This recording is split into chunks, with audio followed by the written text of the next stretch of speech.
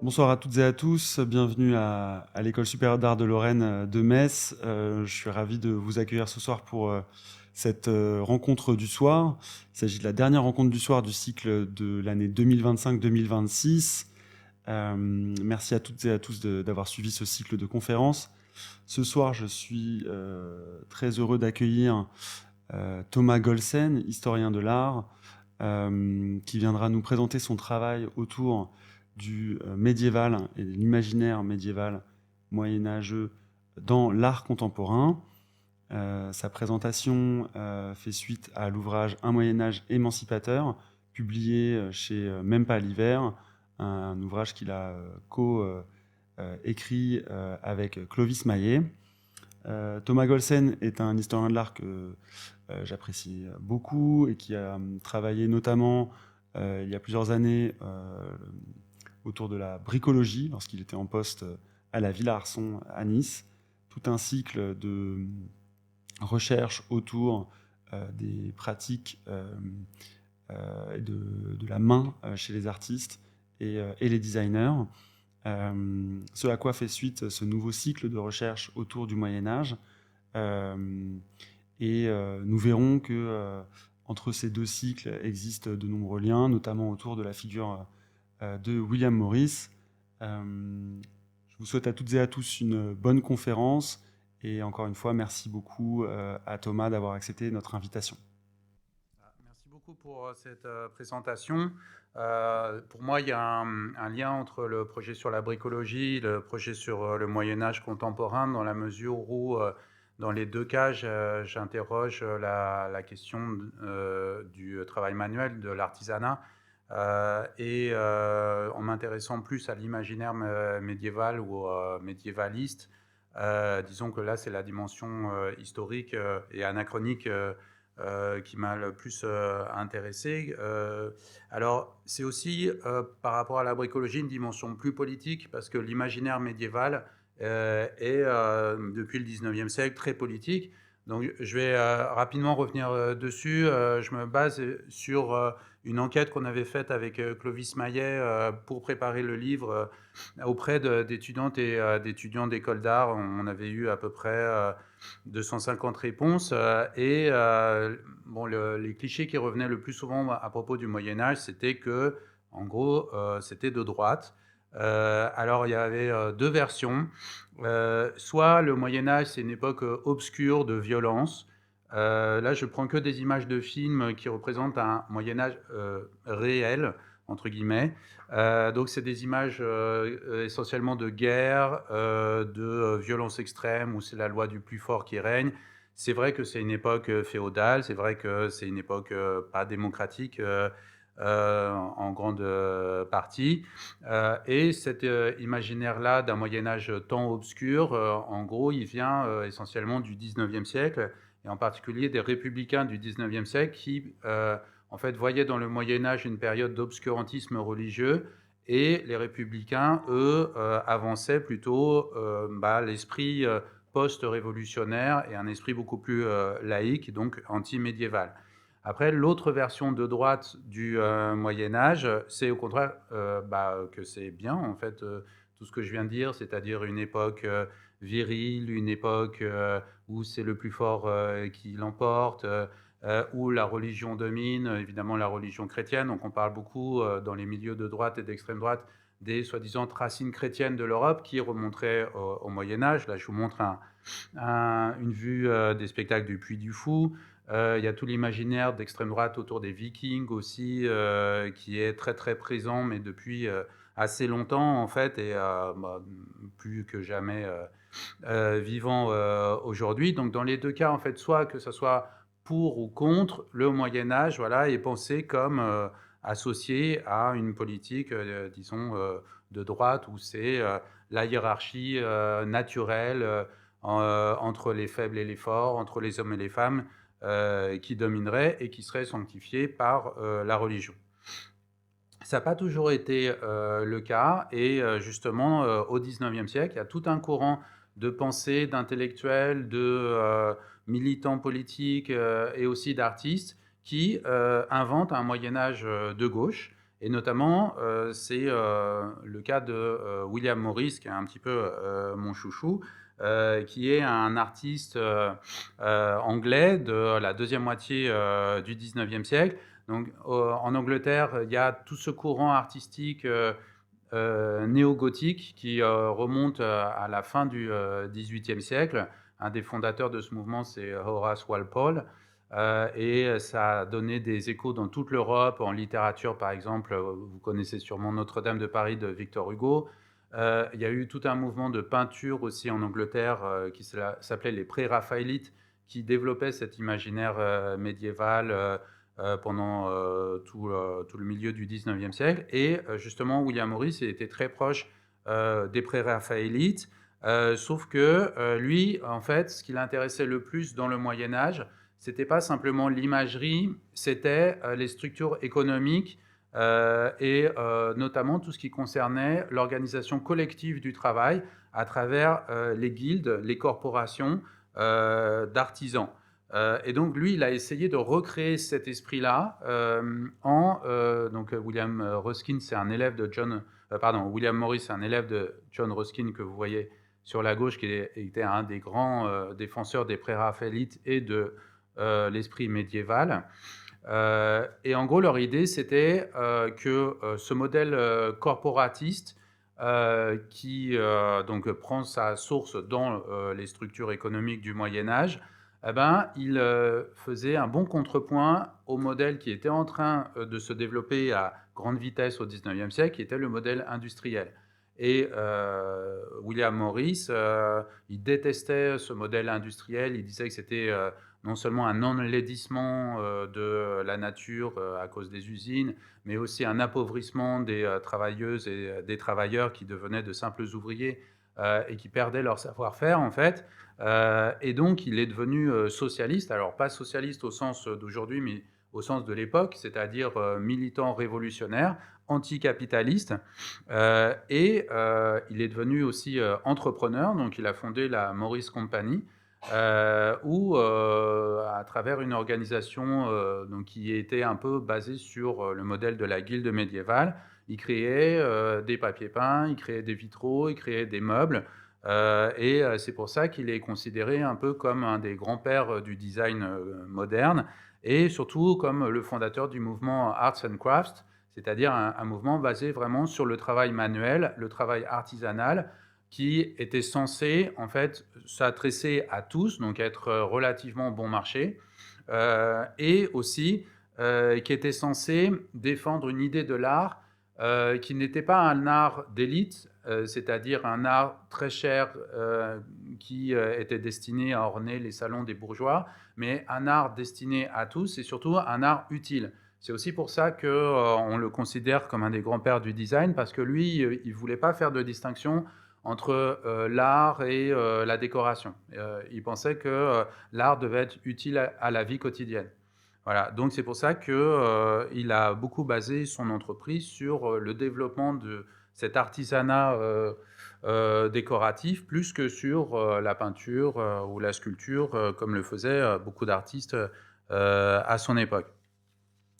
C'était aussi un écrivain, il est aussi considéré comme un des pères de la fantaisie, parce qu'il a écrit beaucoup de contes et de romans médiévalistes, enfin nourris d'un imaginaire médiéval.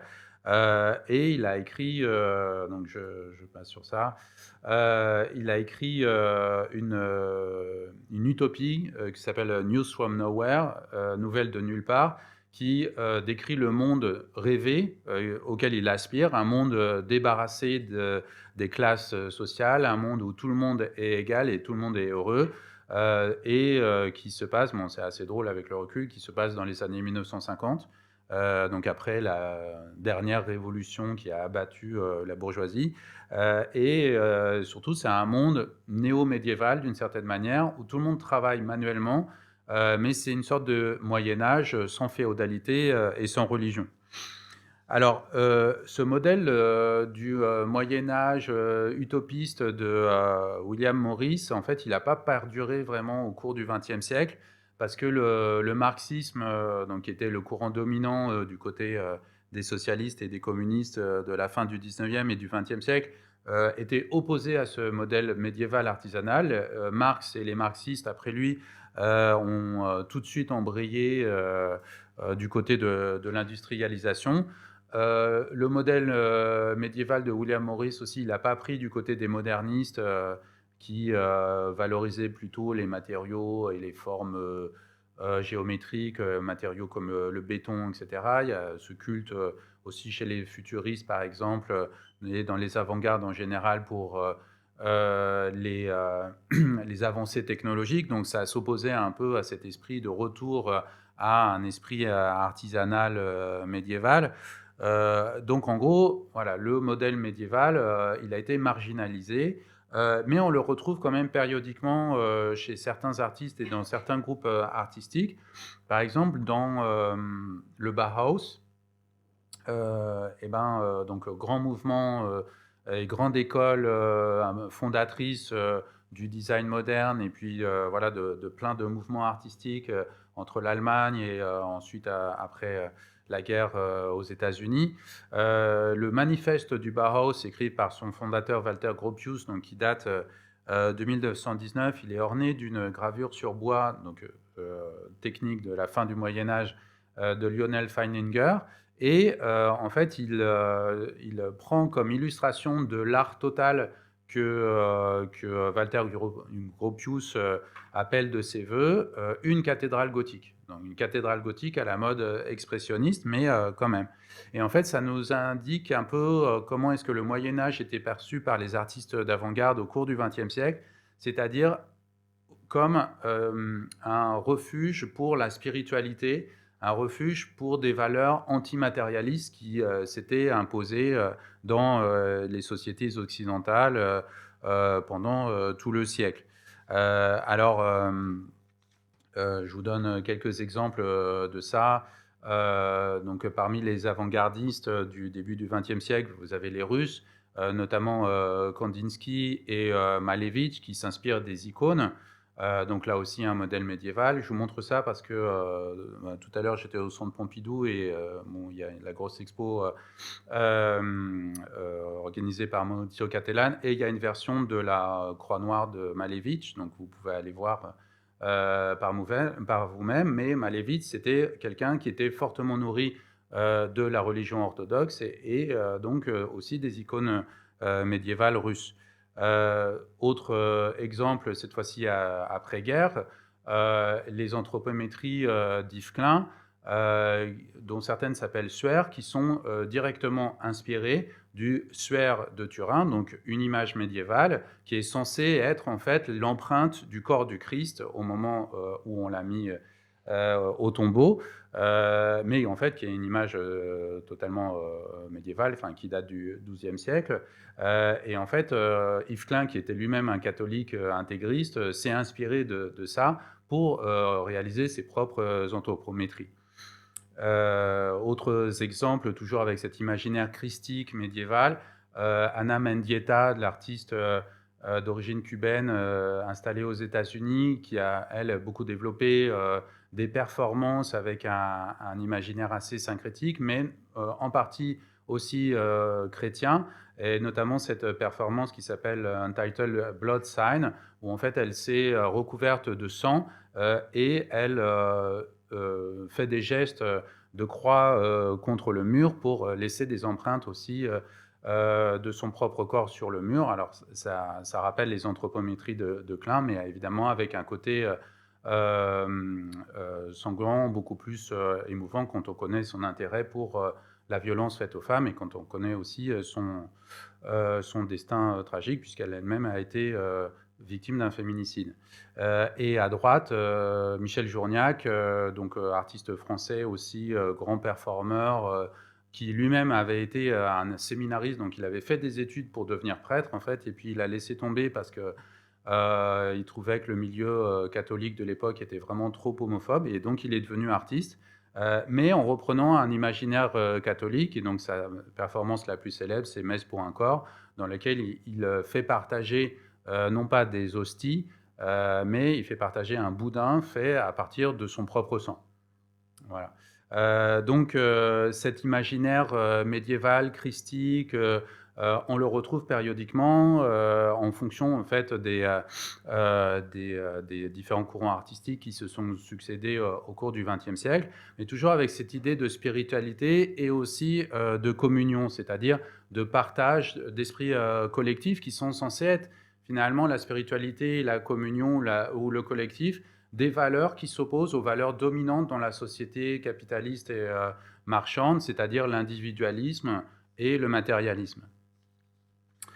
Alors, bon, je passe sur cet exemple. Qu'est-ce qu'il en est aujourd'hui? Aujourd'hui, donc, vous avez beaucoup d'expositions qui s'inspirent du modèle médiéval parce que beaucoup d'artistes, justement, euh, s'appuient sur cet imaginaire médiéval. Je vous donne un exemple assez récent. C'est une exposition qui a eu lieu en 2025 en 2 lieux, donc à Paris au Centre d'art Le Plateau et en banlieue à Romainville. Est-ce qu'il y en a parmi vous qui l'ont vu cette exposition? Non. C'était une exposition assez grande donc qui se déployait en 2 lieux, qui avait été organisée par la directrice du FRAC Île-de-France, Céline Poulain, assistée d'une critique d'art et commissaire d'exposition qui s'appelle Camille Mine-Lanne-Gouin, et associée au Musée national du Moyen-Âge de Cluny, donc avec beaucoup d'objets aussi directement médiévaux. Il y avait une autre exposition en même temps au musée de Cluny, mais cette fois-ci avec des œuvres contemporaines.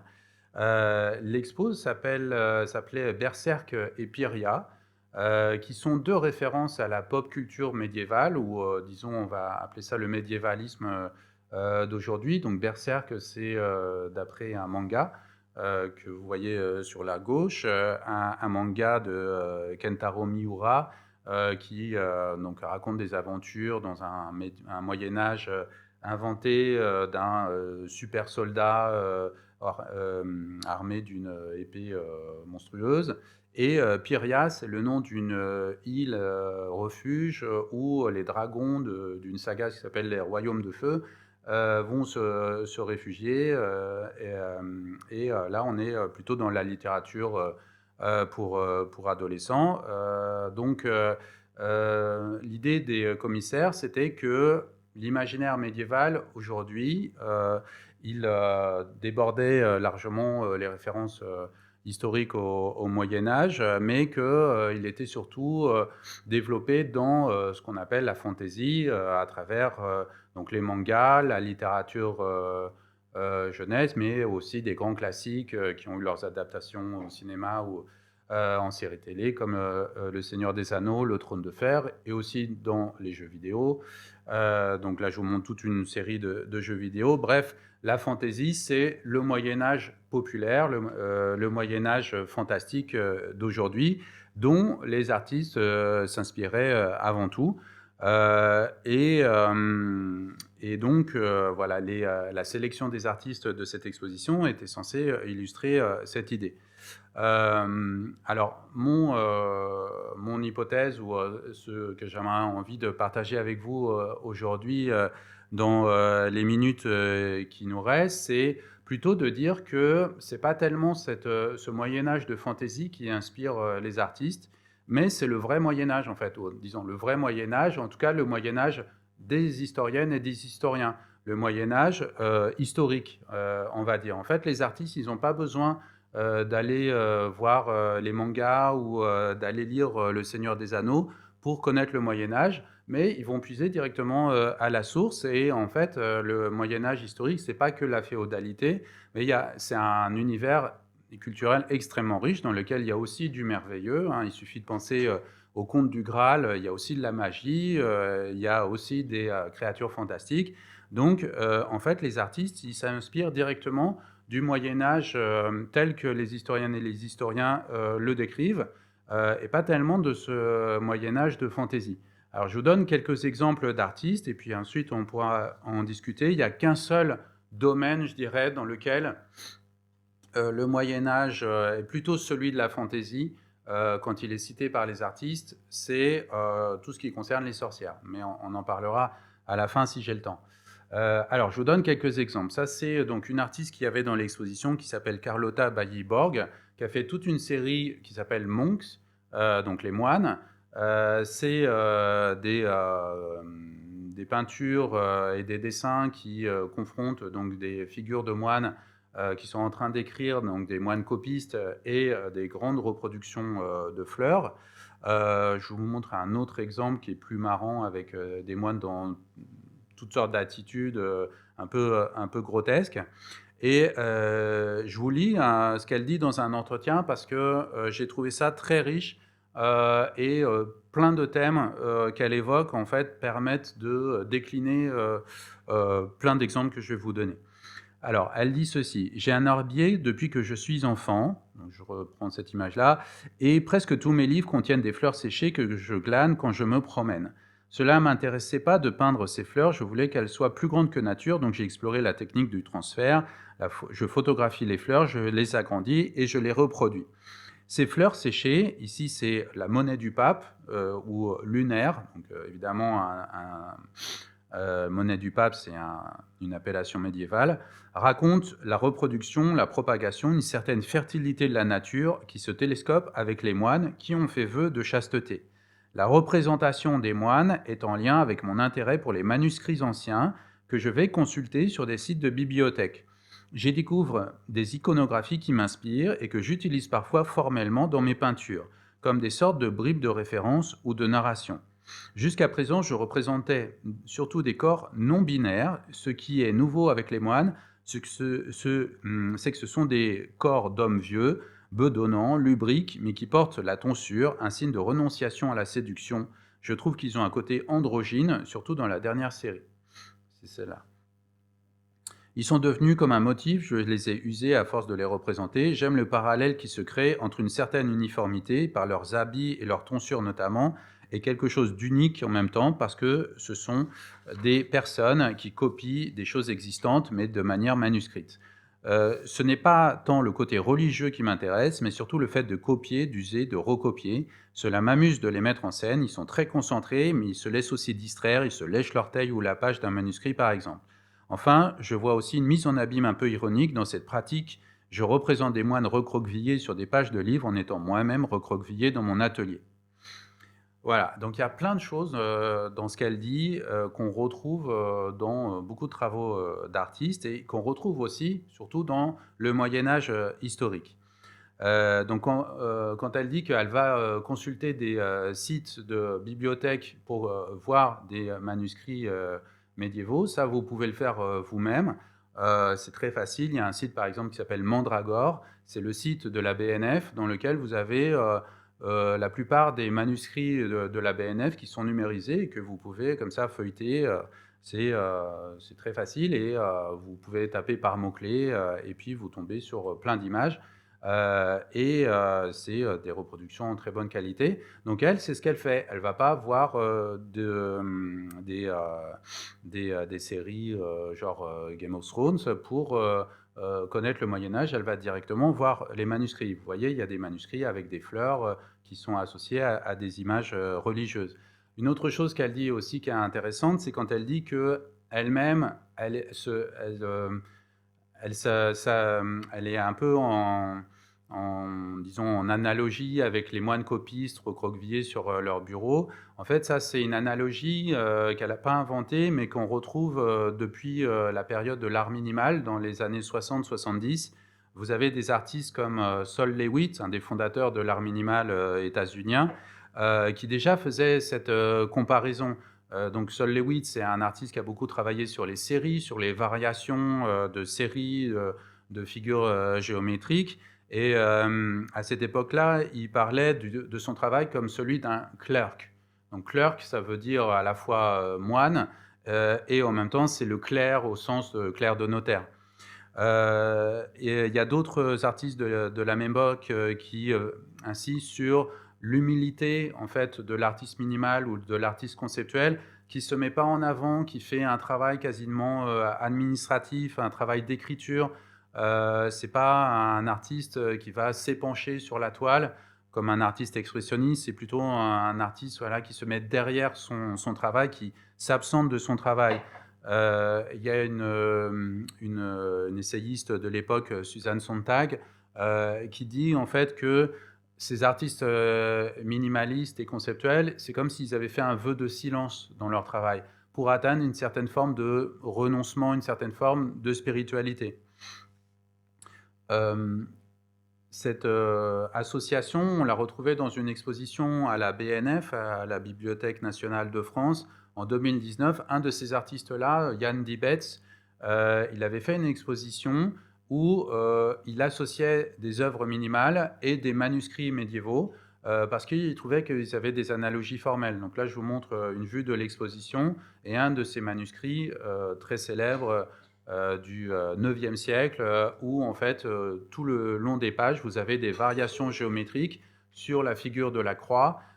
Mais en fait, ce que vous ne voyez pas là, c'est qu'à l'intérieur de ces croix et de ces carrés, il y a des lettres, et en fait, c'est des sortes de grilles dans lesquelles il y a des paroles des évangiles qui sont écrites, ou des prières à Dieu, et qu'on peut lire à la fois de gauche à droite ou de haut en bas en même temps. Donc c'est vraiment un travail conceptuel incroyable, et ça se décline par variation, exactement comme les artistes conceptuels qui font des variations sur des figures géométriques. Vous avez des artistes aussi qui, au cours des années 70, ils ont vraiment exploré cette figure du moine copiste quasiment de manière littérale. Par exemple, Hanne Darboven, qui a fait des carnets d'écriture, mais d'écriture abstraite. Donc là, je vous montre une page. Vous avez un artiste américain qui s'appelle Alan Ruppersberg, qui lui, carrément, en fait, recopiait à la main des livres imprimés. Donc, son travail consistait à recopier le texte d'un livre pendant des mois. Simplement, il en faisait des versions manuscrites. Je reprends la citation de Carlotta Bailly-Borg. Elle parle aussi des attitudes grotesques de ces moines. Et ça aussi, c'est quelque chose qu'on retrouve dans l'art médiéval. Peut-être on pense l'art médiéval, c'est quelque chose de sérieux, de religieux, etc. Mais en fait, pas du tout. C'était des gros foufous, les artistes du Moyen-Âge, notamment dans les marges. En fait, il y a un chercheur anglais qui s'appelle Michael Camille, qui a fait un livre magnifique qui s'appelle Images dans les marges, et il montre en fait que dans les marges médiévales, que ce soit les marges des manuscrits, mais aussi les marges des églises, par exemple les gargouilles, par exemple les chapiteaux, c'est là où apparaissent les monstres, c'est là où apparaissent ce qu'on appelle souvent les drôleries. Donc je vous montre quelques exemples de drôleries obscènes. Celle en haut à gauche, par exemple, avec l'homme qui montre son anus, c'est quelque chose qui est la décoration d'une stalle de chœur. Donc c'est là où les moines s'asseyaient pour chanter la messe. Donc, vous imaginez qu'il y avait ce genre d'image là où les moines chantaient la messe. En bas à droite, c'est une image de manuscrit. Alors on pense qu'il a été décoré par une femme. Il y avait des femmes en lumineresse à l'époque, au XIVe siècle, et elle a mis donc dans la marge d'un roman d'amour, elle a mis une nonne, donc une femme qui est rentrée dans les ordres, qui est en train de couper les fruits d'un arbre très spécial, puisque c'est un arbre à phallus. C'est des histoires c'est des histoires de marché, c'est des histoires typiquement médiévales qu'on retrouve dans les fabliaux, où on rigolait avec des histoires de blagues sexuelles en fait.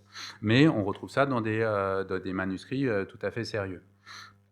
En parlant de sexualité, Carlotta Bailly-Borg dit aussi une chose intéressante et qui est très médiévale. Elle dit que ces moines, ils avaient renoncé à la sexualité. Et c'est vrai, bon, c'est quelque chose qui est très connu. Et qu'ils avaient quelque chose d'androgyne aussi. Et effectivement, en fait, au Moyen-Âge, l'androgynie, c'était quelque chose qui était réfléchi, c'était quelque chose qui existait dans les catégories. En fait, au Moyen-Âge, il n'y avait pas que deux genres, hommes et femmes, il y avait trois genres. Il y avait un genre aussi androgyne ou neutre, et c'était le genre le plus noble, en fait, parce que qui est-ce qui avait aussi un genre androgyne dans l'imaginaire médiéval? Eh ben, c'était les anges. Les anges, ils étaient ni hommes ni femmes, ils étaient androgynes, ou plutôt ils étaient ni l'un ni l'autre. Donc, l'idée des moines qui renonçaient à la sexualité, qui voulaient devenir androgynes, c'était de ressembler à des anges. Et ça, c'est quelque chose qu'on retrouve aussi dans le travail de certains artistes contemporains, notamment, je pense à... donc ça, c'est un exemple de drôlerie médiévale à droite, et son équivalent contemporain, donc c'est une installation d'un artiste italien, Jacopo Belloni, qui, vous voyez, s'inspire directement du manuscrit du XIIIe siècle que vous voyez en face. Je passe sur ça.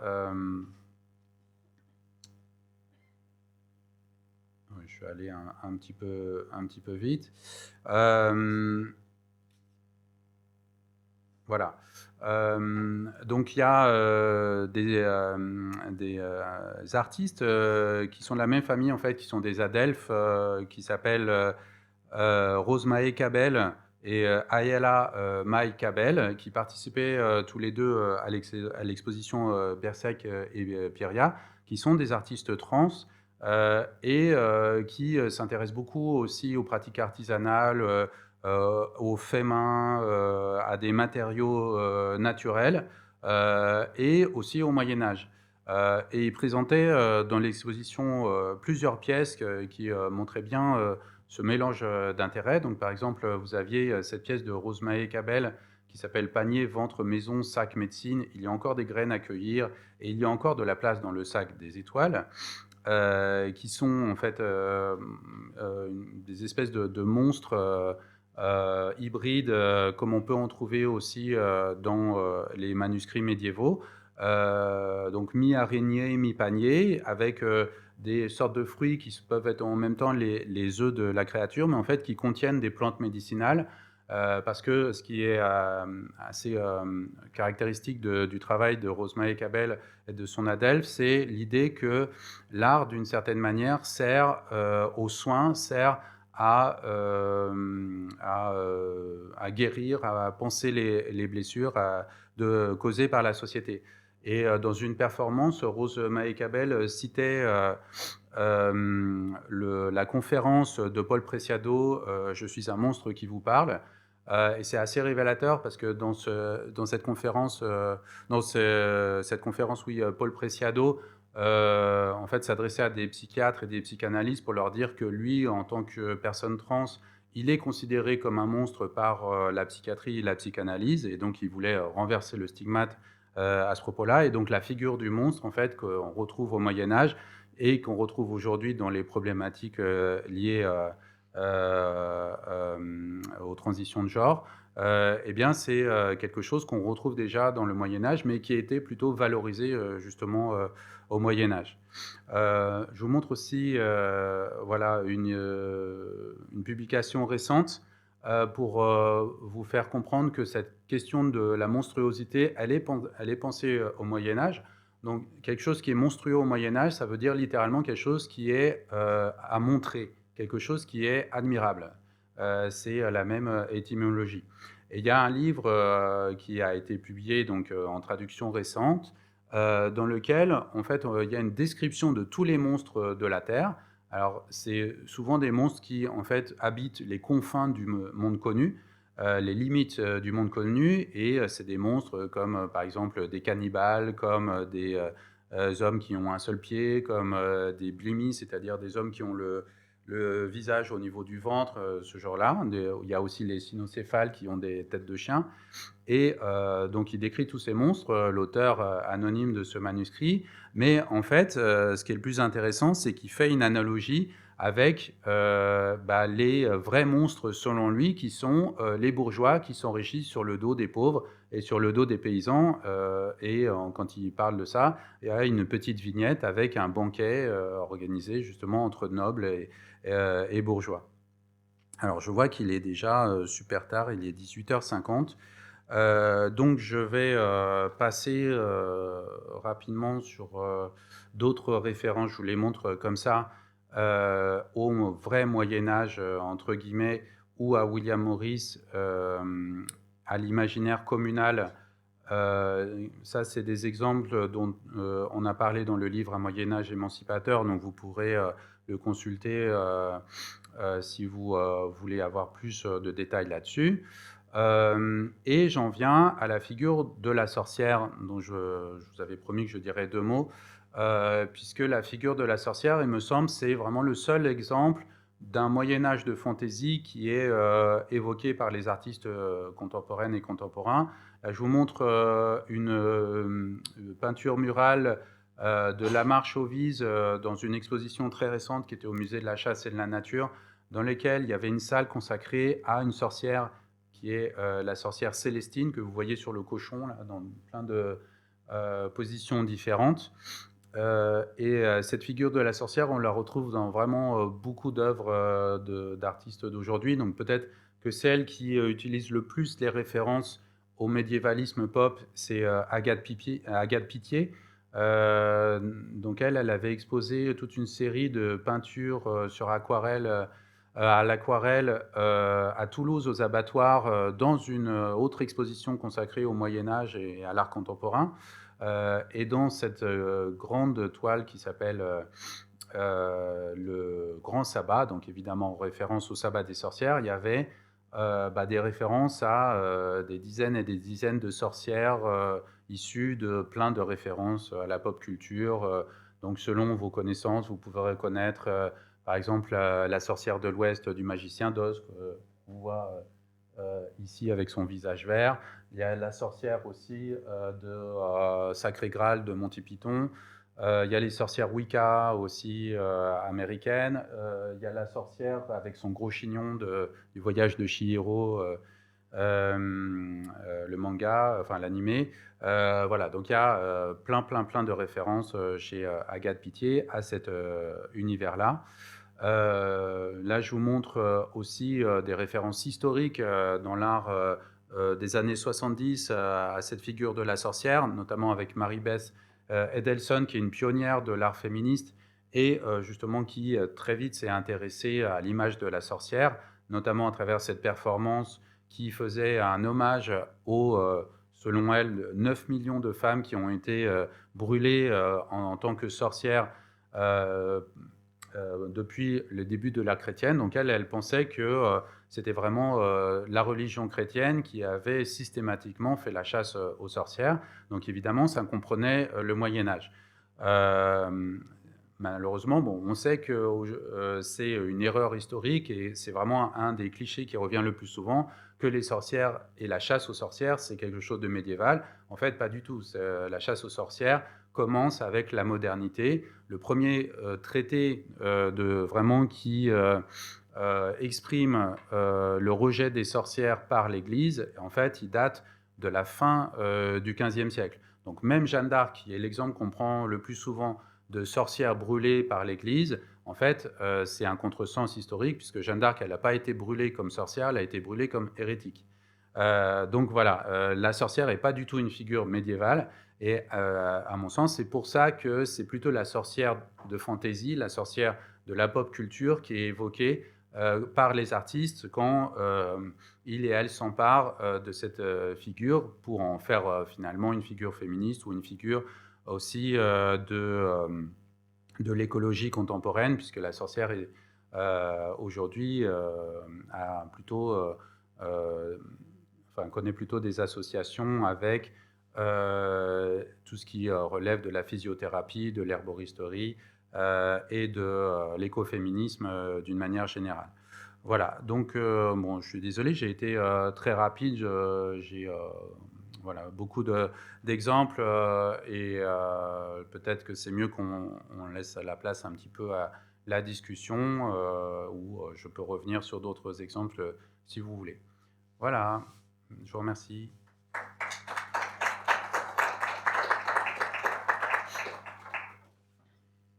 Merci Thomas. On a quelques minutes en plus parce que la 7 m'a envoyé un message, le train est en retard. Ah, bon, ça va alors. Parce qu'on a des animaux peut-être pas fantastiques sur la voie apparemment. Très bien. Alors, est-ce qu'il y a des questions Questions dans le...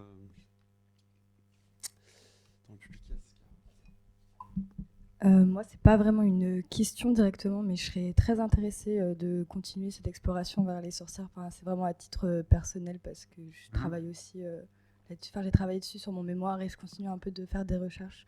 Et donc, je sais pas pour les autres, mais je serais très intéressée de Ouais. continuer à en discuter. Voilà.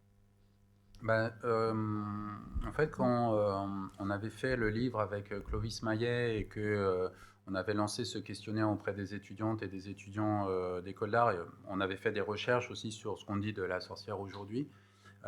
Et un des résultats les plus surprenants de l'enquête, c'était que en fait, il y avait deux camps. Euh, il y avait le camp des personnes qui s'appropriaient le motif de la sorcière pour des raisons féministes, parce que historiquement, enfin, depuis les années 70, effectivement, la sorcière est une héroïne féministe, en tant qu'elle a été pourchassée par la société patriarcale en tant que femme, parce qu'elle était une femme, parce qu'elle était détentrice d'un savoir secret. Donc ça, c'est notamment il y a deux références là-dessus qui sont hyper importantes, euh, sur lesquelles j'ai pas eu le temps de revenir. La première, c'est Starhawk, qui est donc une militante écoféministe et sorcière Wicca états-unienne, donc vraiment historique et qui a écrit beaucoup de livres, donc Révèle l'Obscur. Et c'est super intéressant, mais sa thèse à elle, c'est de dire que si les sorcières ont été pourchassées, pendant le Moyen-Âge, bon, elle fait l'erreur historique, et pendant la modernité, c'est parce qu'elles étaient détentrices d'un savoir païen.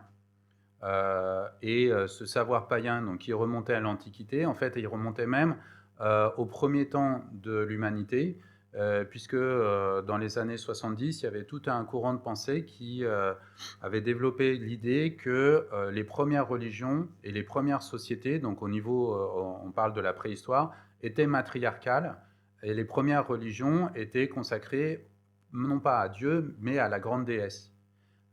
Et en fait, ces religions et ces sociétés matriarcales ont été détrônées par les sociétés patriarcales et les religions où s'est imposé un dieu masculin, donc les religions judaïques et puis ensuite chrétiennes et musulmanes, donc les grands monothéismes.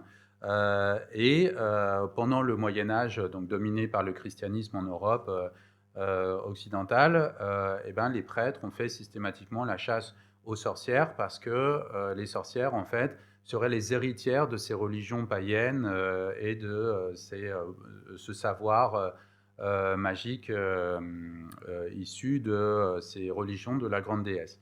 Donc, en fait, Starhawk et plein de sorcières contemporaines, notamment dans les milieux écoféministes, vouent un culte à la grande déesse. Et il y a énormément de performances associées à ça ou d'installations. Par exemple, dans les mêmes années, enfin à la fin des années 70, il y a Jody Chicago qui a fait une très grande installation qui s'appelle The Dinner Party, donc qui représente une table qui est en même temps un hommage, un banquet aux femmes, aux grandes femmes qui ont fait l'histoire, et il y a un couvert pour la grande déesse. Mais voilà, c'est un exemple, c'est quelque chose qu'on peut vraiment trouver dans beaucoup d'occasions et d'exemples.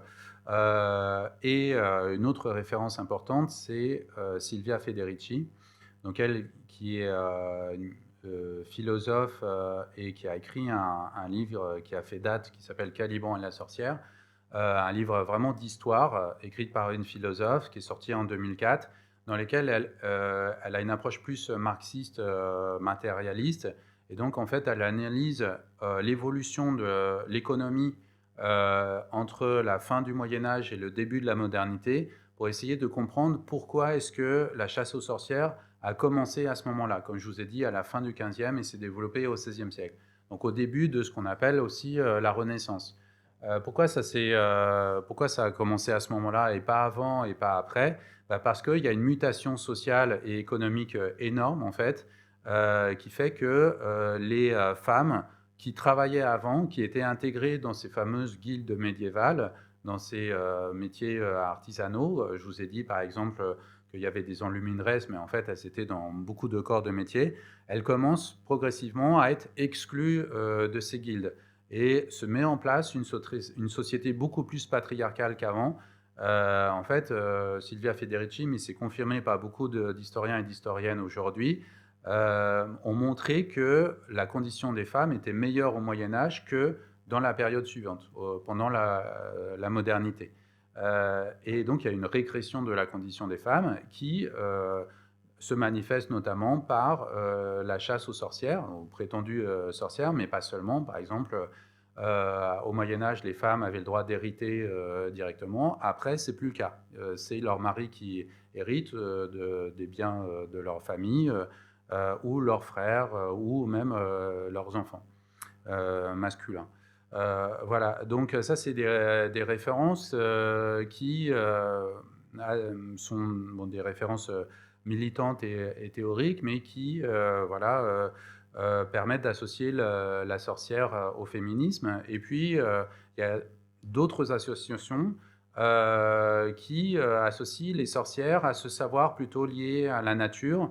En fait, ce qu'on a découvert, c'est qu'il y a beaucoup de femmes aujourd'hui qui se revendiquent sorcières et qui détestent en fait l'appropriation féministe des sorcières en disant que les féministes prennent sorcières comme des métaphores en fait pour parler du patriarcat, pour parler de la grande déesse, etc.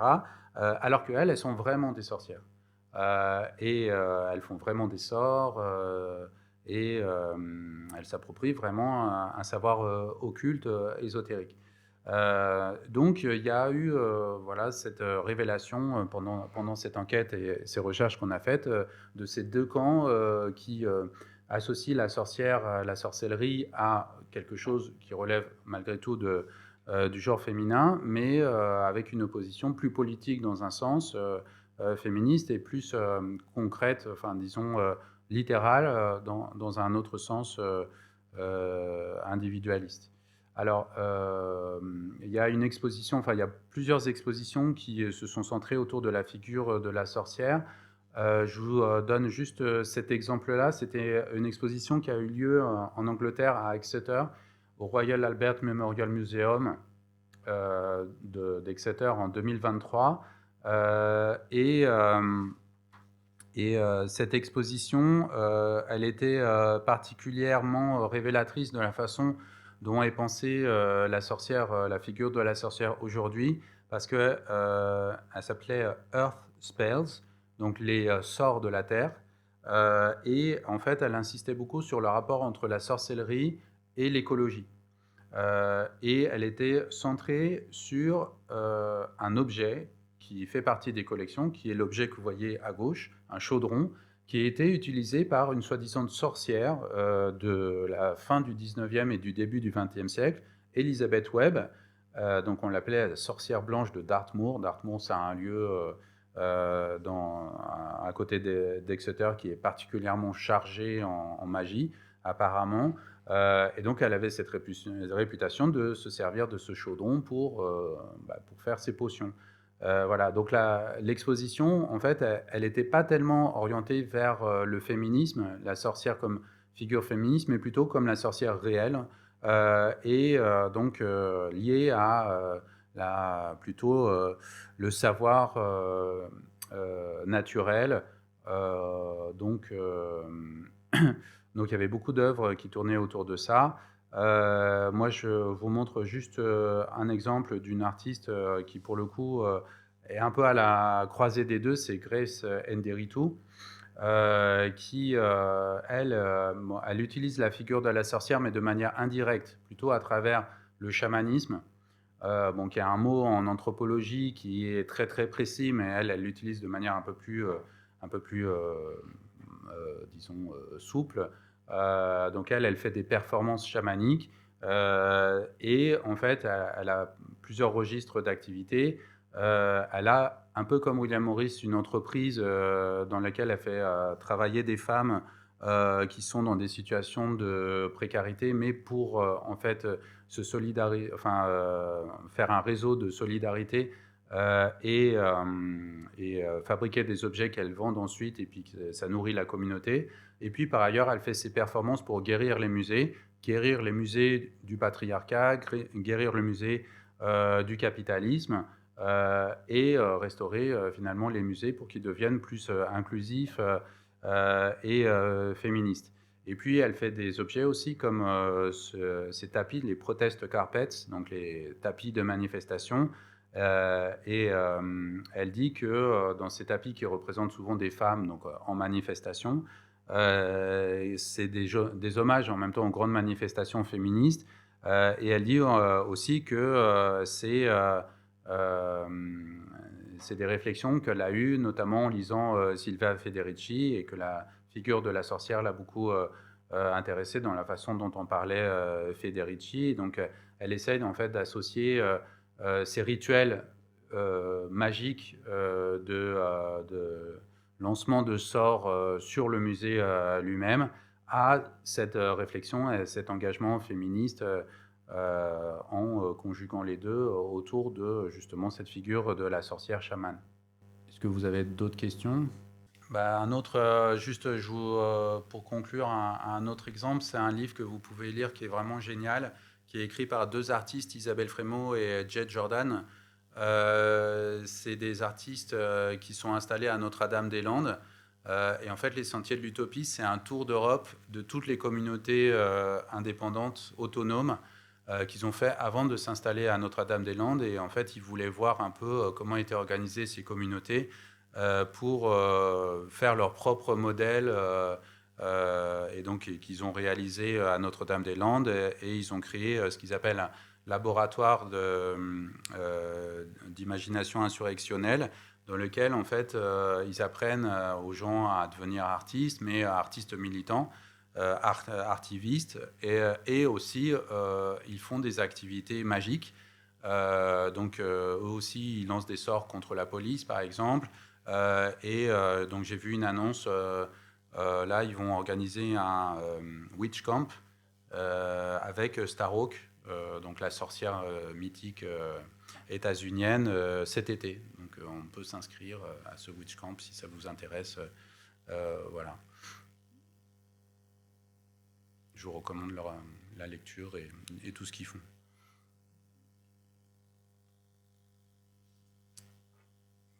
Voilà, bon, j'espère que ça vous a motivé à lire ces livres et puis à regarder ces artistes, ce qu'ils font, et puis à consulter les sites des bibliothèques où il y a des super manuscrits. Merci beaucoup Thomas.